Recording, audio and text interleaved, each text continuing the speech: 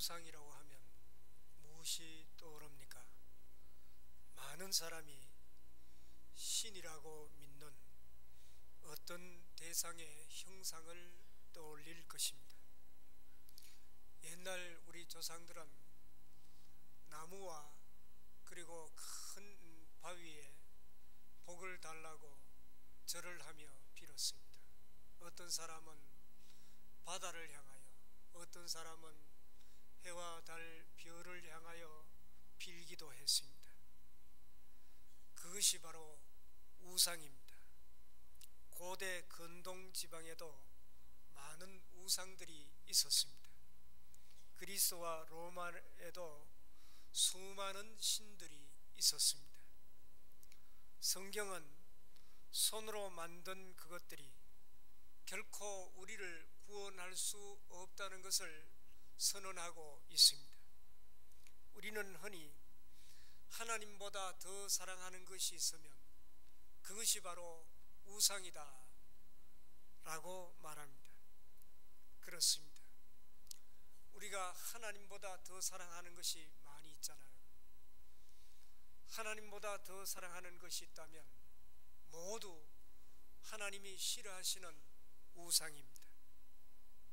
티모시 켈러라고 하는 신학자는 자신의 책 거짓 신들의 세상에서 하나님보다 더 중요한 것, 당신의 마음에 하나님보다 더 많이 차지하고 있는 그 무엇이 있다면 그것이 바로 우상이다 라고 말했습니다. 그 말은 성경에서 말하는 우상이 무엇인지 우리가 깨닫게 해줍니다. 자신의 삶의 중심, 자신의 삶의 핵심이 되는 그것이 바로 우상이라는 것입니다. 그것을 잃어버리면 자신이 살아야 할 이유와 목적도 잃어버린 것 같은 그런 느낌이 들게 하는 바로 그것이 우상, 짝퉁 하나님이라는 것입니다. 우리의 우상이 될 수 있는 것들이 참으로 많이 있습니다. 티모시 켈러는 우상, 즉 짝퉁 하나님을 포함하여 돈, 가족과 아이들, 경력과 돈벌이, 성취감과 사람들의 갈채, 체면 유지와 사회적인 지위, 능력과 기술, 아름다움과 지능, 도덕성과 미덕, 심지어는 성공적인 선교 활동도 우상이 될 수 있다고 말했습니다. 이런 우상이 우리의 삶의 주인이 될 때 우리는 결국 우상 숭배에 빠지고 마는 것입니다. 하나님께서 가장 싫어하는 것이 바로 우상 숭배입니다. 그래서 이스라엘 백성들이 출애굽한 후에 시내산에 도착했을 때 애굽 땅에서 탈출시켜 주신 여호와 하나님과 이스라엘 백성들 간에 언약을 맺게 됩니다. 하나님께서 두 개의 돌판에 새겨 모세에게 주신 십계명이 하나님과 이스라엘 백성 사이에 맺은 언약의 중심 내용입니다. 그 십계명 가운데 제1계명이 너는 나 외에 다른 신들을 네게 두지 말라 하는 것입니다. 그리고 제2계명이 너를 위하여 새긴 우상을 만들지 말며 위로 하늘에 있는 것이나 아래로 땅에 있는 것이나 땅 아래 물속에 있는 것에 어떤 형상도 만들지 말며 그것들에게 절하지 말며 그것을 섬기지 말라, 그렇게 명령하고 있습니다. 이스라엘 하나님께서는 자신이 모세를 통하여 직접 출애굽시킨 이스라엘 백성들과 언약을 맺으시면서 그것이 다른 무엇보다도 가장 우선적으로 삼가야 할 행동이 바로 우상 숭배라고 하는 사실을 우리에게 가르쳐주고 있습니다. 우상 숭배의 가장 큰 문제는 이스라엘 하나님만이 우리에게 주실 수 있는 인간 구원을 다른 신들 혹은 인간이 만든 형상들에게 구원을 구하게 된다는 사실에 있습니다. 아무런 힘과 능력이 없는 우상들에게 구원을 달라고 하는 그런 인간의 어리석음이 우상 숭배 죄악 속에 분명하게 나타나고 있습니다. 이렇듯 온 나라가 우상 숭배에 빠져 있을 때 스바냐 선지자가 일어나게 됩니다.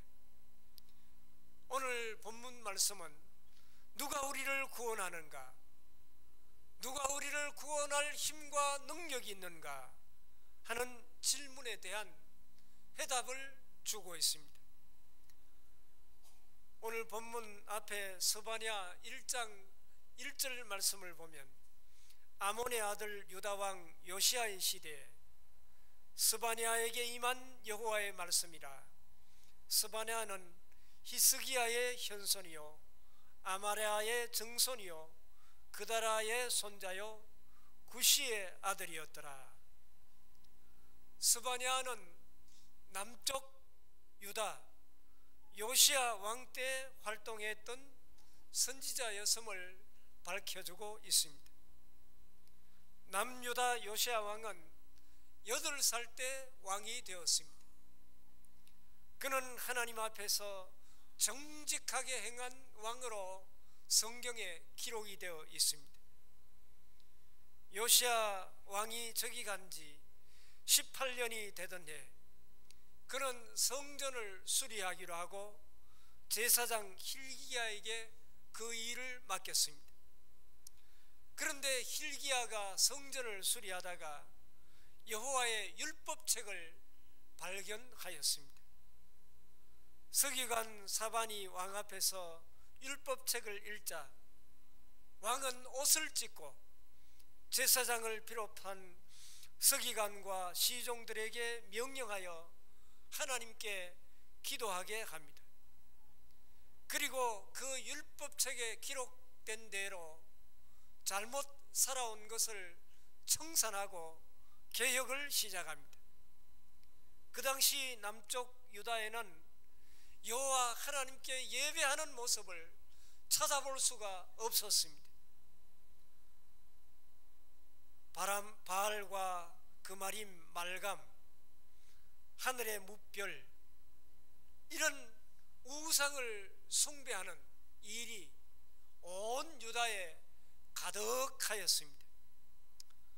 스바냐 1장 4절에서 6절 말씀을 쭉 보면 내가 유다와 예루살렘의 모든 주민들 위에 손을 펴서 바알을 그곳에서 멸절하며 그마림이라는 이름과 및 그 제사장들을 아울러 멸절하며 또 지붕에서 하늘의 뭇별에게 경배하는 자들과 여호와께 맹세하면서 말감을 가리켜 맹세하는 자들과 여호와를 배반하고 따르지 아니한 자들과 여호와를 찾지도 아니하며 구하지도 아니한 자들을 멸절하리라.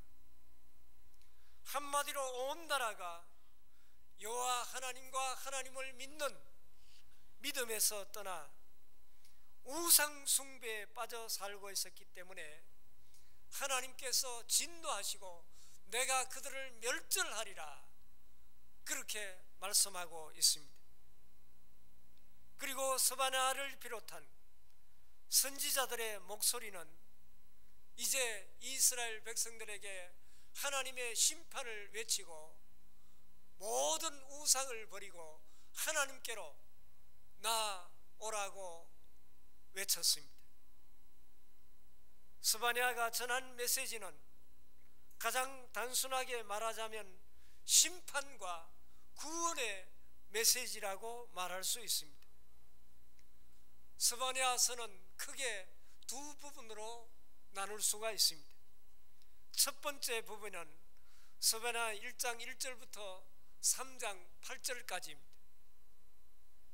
이 첫 번째 부분의 내용은 우상 숭배 죄악을 저질러 온 열국과 예루살렘을 향한 하나님의 심판을 선포하는 내용입니다. 구원을 줄 수 없는 우상들에게 구원을 추구하는 이스라엘 백성들의 어리석음이 하나님의 심판을 자초하게 된 것입니다. 그리고 두 번째 부분은 3장 9절부터 20절까지의 내용입니다. 우상 숭배의 죄악으로 말미암아 이제 이스라엘이 심판을 받았음에도 불구하고 하나님께서는 이스라엘을 영원히 멸망시키지 아니하시고 장래에 그들을 구원하시고 회복시켜 주시는 용서와 사랑을 말씀하여 주고 있습니다. 특히 오늘 본문 15절 17절 말씀은 열국과 예루살렘에 임한 심판을 그치게 하시는 분이 누구이시며 열국과 예루살렘에 구원을 베푸시는 분이 누구이신지 분명하게 말씀하여 주고 있습니다. 오늘 읽은 본문 15절을 보시기 바랍니다.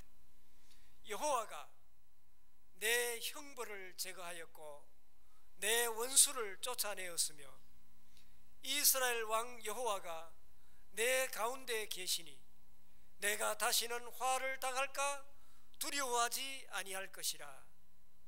이 말씀에서 하나님께서는 구원받은 선민들의 형벌을 제하시고 그들의 원수를 쫓아내시며 여호와께서 그들 가운데 계실 것이기 때문에 이제 더 이상 어려움을 화를 당하지 않게 될 것이라고 말씀하고 있습니다. 하나님께서 심판을 끝내셨기 때문에 이제 더 이상 두려워할 필요가 없다는 것입니다. 오늘 본문 17절 말씀 보면 이스라엘의 구원의 주체는 바로 여호와 하나님이심을 분명하게 말씀하고 있습니다. 17절 말씀을 보시기 바랍니다. 너의 하나님 여호와가 너희 가운데 계시니 그는 구원을 베푸실 전능자이시라. 그가 너로 말미암아 기쁨을 이기지 못하시며 너를 잠잠히 사랑하시며 너로 말미암아 즐거이 부르며 기뻐하시리라 하리라. 여기에서 구원받은 선민 이스라엘 백성들을 구원하실 분은 바로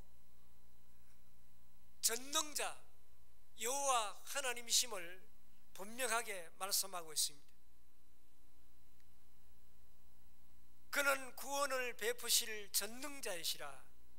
여기에 전능자는 히브리어로 깃보르라고 하는 단어를 사용하는데 이 깃보르는 하나님께서 모든 싸움에서 승리를 주시는 전능하신 용사라 하는 그런 뜻입니다. 전능하신 하나님께서 그의 백성들을 모든 전투에서 구원하여 주시며 승리로 이끄시는 분이시라는 말씀입니다. 그는 구원을 베푸실 전능자이시라는 고백을 통해 스바냐 선지자는 그 당시에 온 이스라엘 백성들이 숭배하던 우상인 바알과 그마림, 하늘의 뭇별, 말감에게 구원이 있는 것이 아니라 전능하신 하나님의 손에 구원이 달려 있다고 하는 사실을 선포하고 있습니다. 하나님께서 원하시는 것은 이제 이스라엘 백성들이 우상 숭배하는 이 모든 행위를 거치고 여호와 하나님께로 돌아오는 것이었습니다. 하나님께서는 하나님의 자녀들을 사랑하시고 그들을 기다리고 계십니다. 심판을 준비하셨지만은 그들을 망하게 하기 위한 심판이 아니라 그들이 깨닫고 하나님께로 돌아오기 위한 하나님의 사랑이었음을 말씀하고 있습니다. 오늘 본문 15절을 다시 보시기 바랍니다. 여호와가 내 형벌을 제거하였고 내 원수를 쫓아내었으며 이스라엘 왕 여호와가 내 가운데 계시니 내가 다시는 화를 당할까 두려워하지 아니할 것이라. 이 말씀을 통해서 하나님께서는 장래 이스라엘 백성들에게 다시 심판을 내리지 아닐 것이므로 이제 너희는 두려워하지 말라는 것입니다. 스바냐 선지자는 오직 여호와 하나님만이 자기 백성을 구원할 분이심을 강조하고 있습니다. 스바냐는 모든 것이 하나님께로부터 왔음을 믿고 있었습니다. 하나님만이 창조주이시며 이스라엘 백성들을 택하시고 세우시는, 구원하여 주시는 전능하신 하나님이심을 믿었습니다. 하나님께서 기뻐하시는 것이 무엇인지 알고 있었습니다. 하나님을 기쁘시게 하는 것은 이제 이스라엘 백성들이 모든 우상을 내어버리고 하나님께로 돌아오는 것입니다. 그래서 요시야 왕은 이스라엘의 만연한 우상 숭배를 철저하게 제거하고 개혁 운동에 앞장섰습니다. 열왕기하 23장 24절 말씀 보면 요시야가 또 유다 땅과 예루살렘에 보이는 신접한 자와 점장이 드라빔과 우상과 모든 가증한 것을 다 제거하였으니 이 큰 대제사장 hil기야가 여호와 성전에서 발견한 책에 기록된 율법의 말씀을 이루려 함이라. 하나님만이 구원하실 수 있다는 믿음, 다시 말해서 하나님만이 예수 그리스도를 믿는 믿음을 통해서 우리를 구원하신다고 하는 이 믿음이 바로 16세기 종교개혁 운동의 토대가 된 것입니다. 마르틴 루터는 1517년 10월 31일 비텐베르크 대학 부속 교회 정문에 95개 조항의 반박문을 붙였습니다. 이 95개의 논제는 교황이 발행한 면죄부로 구원을 얻을 수 없다는, 구원을 살 수 없다는 사실을 분명하게 밝혀주고 있습니다. 루터가 면죄부를 공격한 이유가 무엇입니까?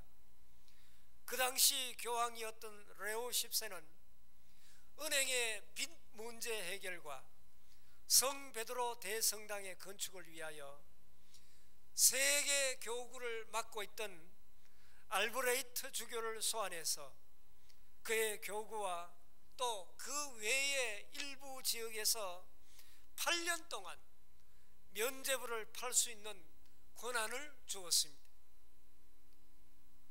바티칸 성 베드로 성당이 얼마나 화려한지 모릅니다. 얼마나 웅장하고 멋있는지 그런 건물을 현재 건축하려면 감히 상상할 수 없는 그런 돈이 필요할 것입니다. 저는 이번에 바티칸 성당을 돌아보면서 하나님께 예배하기 위하여 지은 이 성당이 바로 우상이 아닌가 하는 생각이 들 정도였습니다. 알브레이트 이 주교는 세계 교구를 막기 위해서 큰 빚을 지고 있었고 푸그가의 은행에서 돈을 빌린 상황이었습니다. 그래서 그는 8년간 면죄부 판매로 번 돈의 절반을 자기의 빚 갚는 데 사용하였고 나머지 절반은 성 베드로 대성당을 건축하기 위하여 교황에게 바쳤습니다.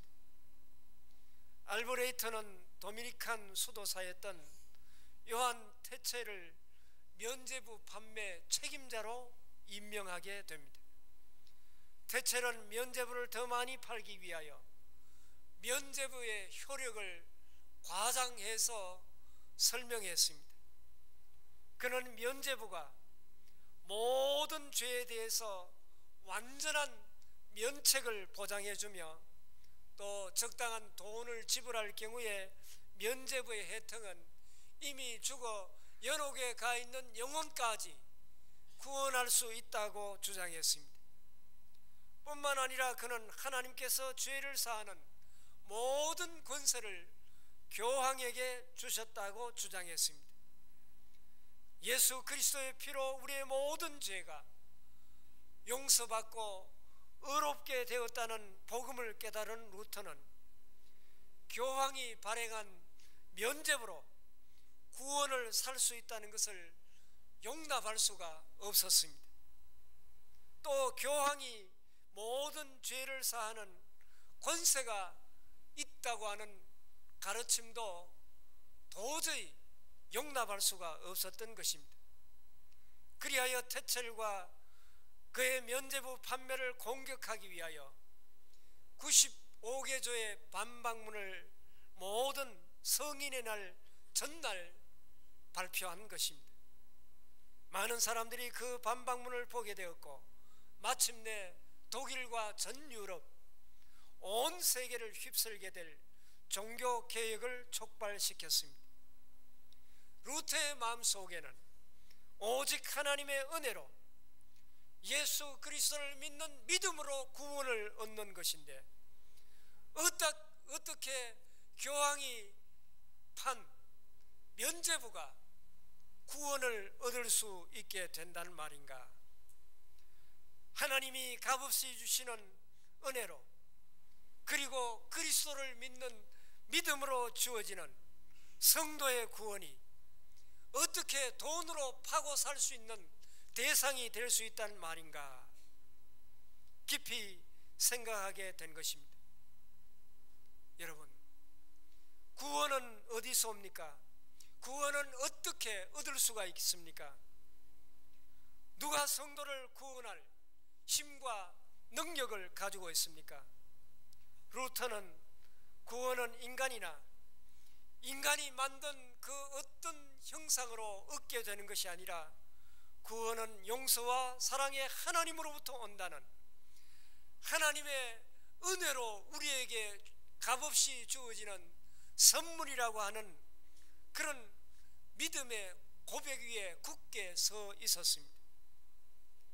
16세기의 종교개혁은 인간의 구원이 교황이나 면죄부가 아니라 용서와 사랑의 하나님께서 베풀으시는 은혜로부터 온다는 신학적인 근거 위에 신앙 개혁 운동을 일으킨 것입니다. 이제 이 운동은 오늘 우리에게 넘겨졌습니다. 루터와 종교개혁자들이 이룬 종교개혁의 불씨가 꺼지지 않도록 이 시대의 개혁운동을 계속 우리가 일으켜 나가야 할 것입니다.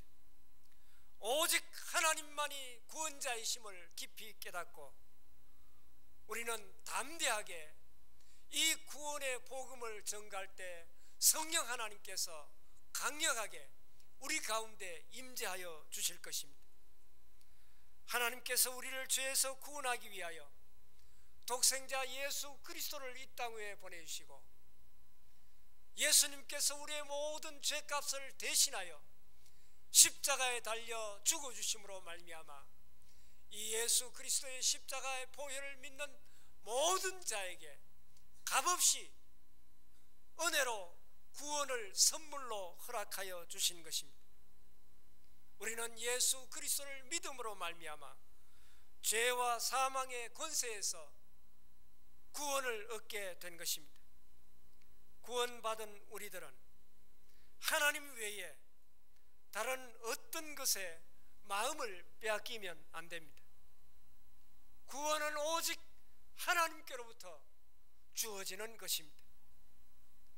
우리는 참된 구원자 되시는 예수 그리스도, 하나님 우리 아버지를 굳게 믿고 하나님만 사랑하고 하나님만 굳게 의지하고 하나님만을 섬기는 우리들이 될 뿐만 아니라 이 구원의 복음을 땅끝까지 전함으로 말미암아 우리를 통하여 하나님의 나라가 더욱더 확장되고 이 일을 통하여 하나님을 더욱 기쁘시게 영화롭게 할 수 있는 우리 모두의 삶이 될 수 있기를 바랍니다. 자비로우신 하나님, 귀하신 은혜를 진심으로 감사합니다. 구원은 오직 하나님만이 우리에게 주실 수 있는 선물임을 우리가 깊이 깨닫고 하나님을 더욱 사랑하며 하나님을 의지하며 하나님만 잘 받들어 섬기는 저희들이 되게 하여 주시옵소서. 우리 가운데 하나님보다 더 사랑하는 우상이 있으면 철저하게 제하는 저희들이 되게 하여 주시옵시고, 우리를 구원하여 주신 하나님을 땅끝까지 전하는 일에 최선을 다할 수 있는 저희들의 삶이 되게 도와주옵소서. 예수님 귀하신 이름으로 간절히 기도하옵나이다. 아멘.